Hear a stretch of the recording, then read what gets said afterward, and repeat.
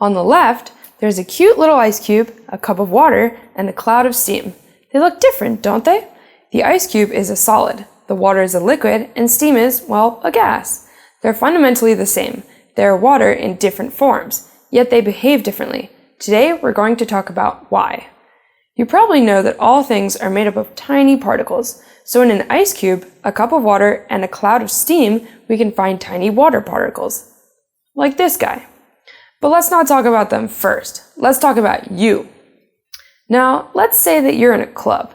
Avicii is playing and everybody's dancing. Let's say there aren't many people around you. Can you bop from one corner of the club to the other? Alright, now let's add more people in.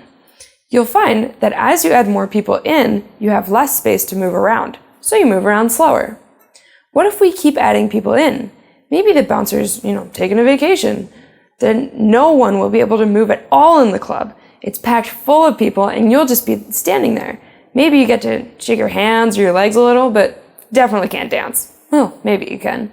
Now imagine that you're a water particle. Again, if there's only a few of you, you can zoom around all you like. Hence, you don't take up a certain shape, and you are only limited by the room that you're in. Here, you are a gas.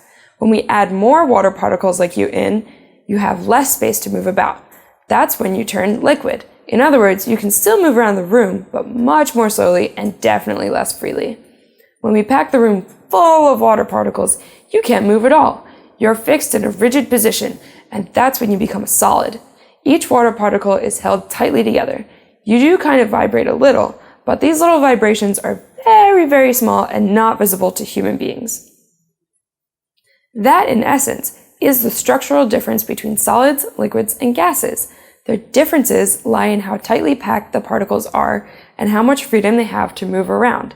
This gives rise to properties, which we will explore in the next checkpoint.